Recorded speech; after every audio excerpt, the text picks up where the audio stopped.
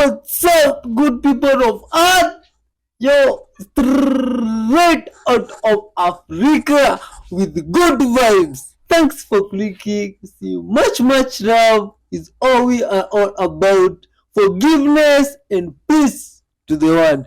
Watch till the end, leave your comment and hit the like button. It's a pleasure to have you here. You are a beautiful soul. Let's dive in.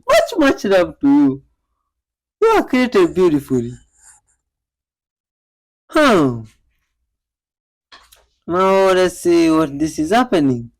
Oh, see, this is a lovely day, and this is the beginning of the video, and I see every person here sharing information that is helpful to people out there. Oh, this might not be helpful to some guys, but it's helpful to others. Much love. Oh, there we go. Oh, shit! Oh, fuck! Holy fuck! Okay, there's debris. Oh my god! There's Oh my debris. god, guys! There's debris. What the? Holy fuck! Shit! That fucking plane's gonna kill Cole, somebody. Cole, coming, Cole, get in the boat. Get in the boat! No, Get in the boat! There's Holy stuff falling. shit. Come on. Holy oh my fuck. god! Oh my god! Oh my god! That guy, Did he eject? because clearly something happened. Right over top of us. Yeah. Oh my god! Oh my god! I don't know. I feel like I'm gonna cry though. So if I start crying, I die. Oh my god! Oh my god! Be alright. Fuck, it's okay, babe. It's okay. Okay. I thought it was a fucking stunt at first. What the fuck? Are they hitting him? No, they're getting him. Yeah, they're over there. Top. Where they always are. No, But nothing. He's he right there. ejected right in Fucking is right above us. Like I was Fucking waving at him and the shit popped off Yeah. and he came out. I saw all the debris rolling. Oh my So he god. ejected us right here. I have. That was very sad. Poor camera quality, but it's clear to see the black figure in the men's washroom going back and front to janitor room. Oh my god! Oh my god! This is creepy stuff all over, man. Oh my god. Whoa! What happens? What was happening out there? Oh, these are ghosts for real. This is very scary. Oh my god. The only place that has a wet, tropical, humid, high density of prey environment that doesn't have a massive snake is the Congo, Central Africa. Now, Interesting. stay with me. That area is home to some African rock python stuff, but not big monster anaconda sized ones, right? During World War II, there was a colonel who flew over there, and this was a well-respected colonel, like, I forget, he had like his wings or his patch of honor or whatever, like very distinguished, who him and his two passengers in the plane both reported 100-foot long snake. They flew over it once. They're like, wait a minute, what is that? They were Dutch Belgium in the Congo. They flew over it once, went, what is that? And flew over it two more times to verify it and got so low to the ground that they said the snake struck at the airplane. And all three people, the pilot, this well-respected colonel, and the two passengers had the exact same story. Scientists say for the first time in history, they have proved that the remains of a small meteor came from outside our solar system. Some of the samples were enriched or seem to be enriched in the combination of three elements: uranium, beryllium, and lanthanum. That's an alloy combination that we've never seen on Earth before, or the moon, or even Mars. The materials that they are made of is different from solar system materials.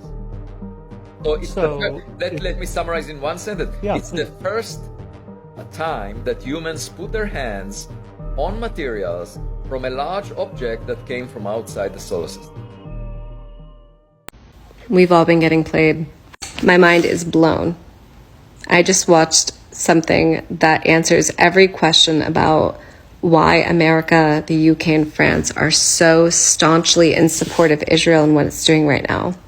And of course, it has to do with money, obviously. But not what we would have thought of. I think we all would have assumed it was oil. Turns out it's not. Turns out this is what it's all about. This is the Suez Canal. This is owned by Egypt. The Suez Canal makes about $9 billion a year. And where does that $9 billion go to? It goes to Egypt.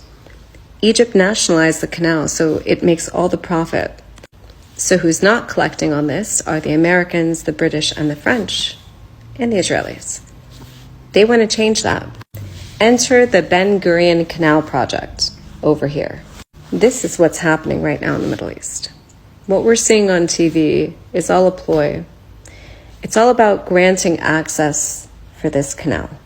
The American and Israeli government plan on nuking this land over here to build a canal. They're going to use this land because that land is built out of a rocky terrain, whereas the Suez Canal is built on more of a sandy terrain. By digging through a rockier ground, they would have more likelihood to have a wider canal, allowing two ships to pass each other at the same time, as opposed to one ship, which is presently happening in the Suez Canal. And where do you think that canal empties? Not just in the Mediterranean Sea. The Ben Gurion Canal would empty right in northern Gaza. The Ben Gurion Canal would empty into the Mediterranean at the northern point of Gaza. Northern Gaza. So all we're seeing here, ethnic cleansing, genocide, forcing all of the Palestinians into the south of Gaza. It's all to build this canal. Over Get the past out of 24 Haiti hours, now. the United States Embassy in America Haiti has warned told all Americans. Americans to get out. Why now? The timing of this is very interesting as the mainstream press continues to push this narrative that Haiti is destabilized and therefore needs an outside intervention to keep it afloat. Dan Cohen, redacted correspondent, is in Port-au-Prince, Haiti, with the very latest on that. Dan, good to see you. So the timing of this is very interesting. Yeah, it's fascinating. I mean, Haiti is in a sort of permanent crisis that we hear very little about in the media. Yet all of a sudden, yesterday, the U.S. Embassy says all Americans should get out, catch the first possible flight, make arrangements to get out of this place. And it seems that they're trying to destabilize, to project destabilization in order to justify the intervention that they're seeking to get approval for at the UN Security Council. Just last week, the U.S. State Department with military personnel were shepherding around a contingent of Kenyan police officials and Kenyan diplomats to plan out a possible intervention. But the main headline that's being used to promote this intervention, the main incident, happened on August 26th, where there was a massacre in an area called Canaan. And what happened is a guy named Pastor Marco had his followers go out into the street in order to confront heavily armed gangs, and they just had machetes and sticks and stones, and he sent them out there like sitting ducks. And what happened is they were shot at and killed. Which is completely predictable. So you have to ask, why did that happen? There is a lot of speculation from people we speak to on the street, the general populace, who think this may have been essentially a stage-managed massacre, that he sent them out in order to have a massacre, that the government may have even been involved, that it goes to the highest levels in order to get to justify this intervention, to project destabilization.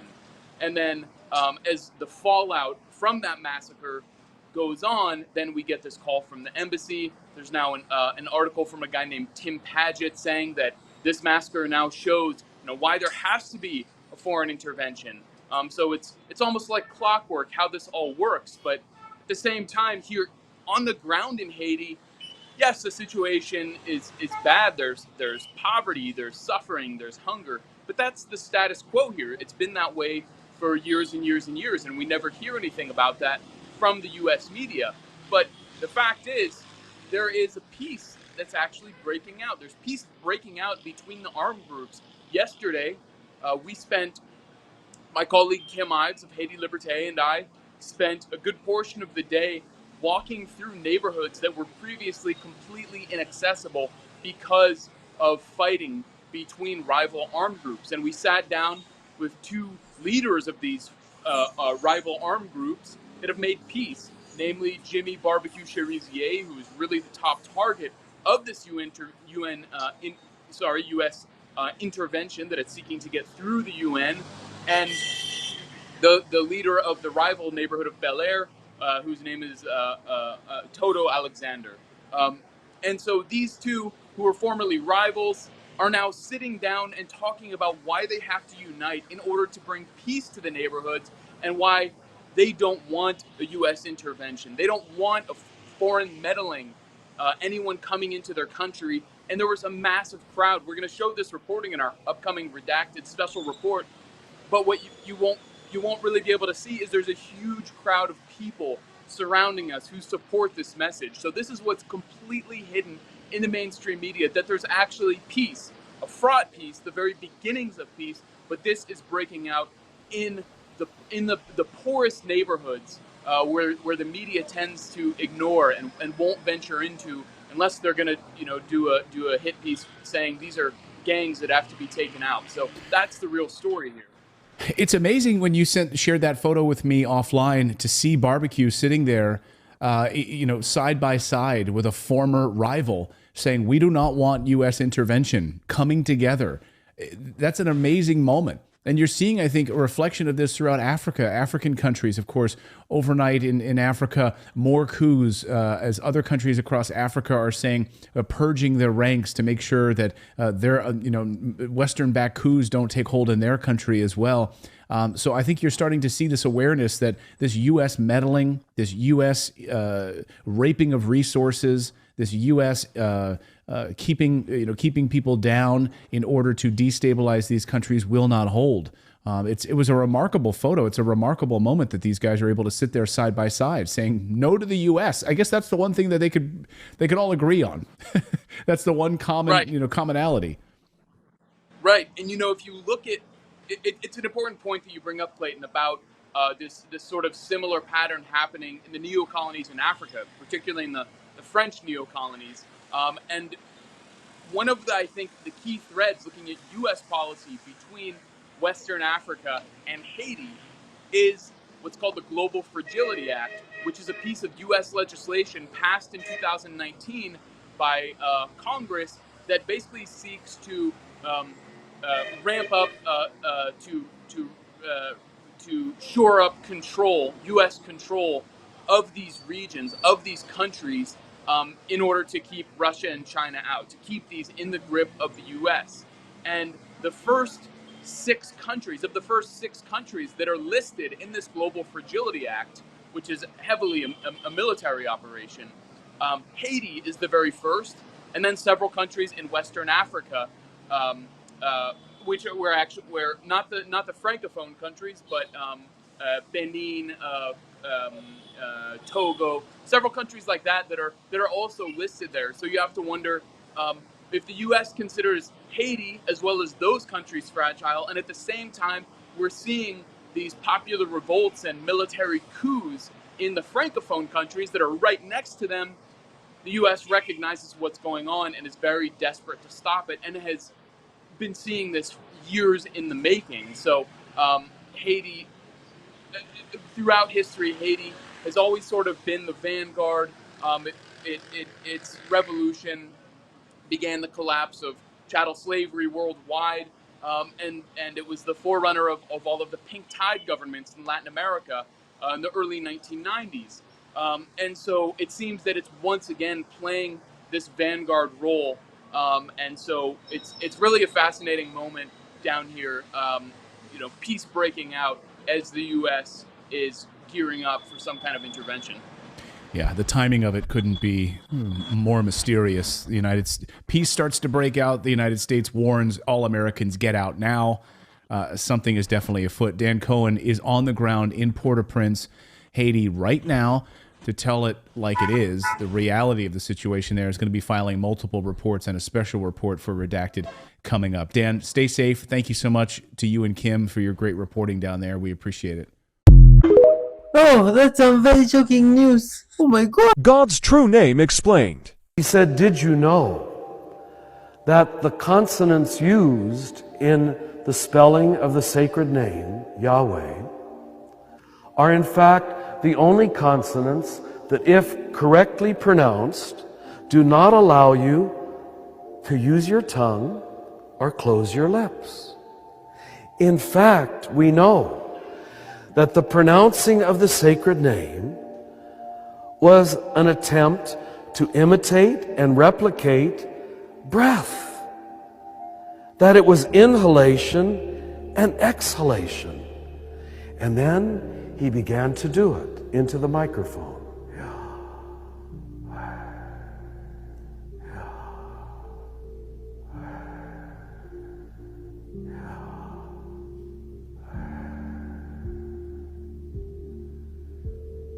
And in a few minutes, tears started being audible in the room, in a room of PhDs.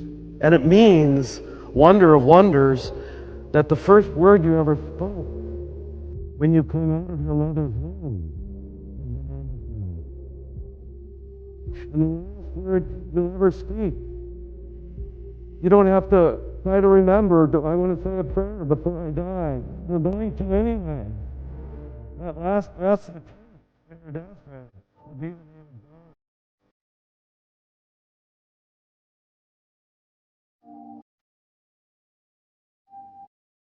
of God. You breathing.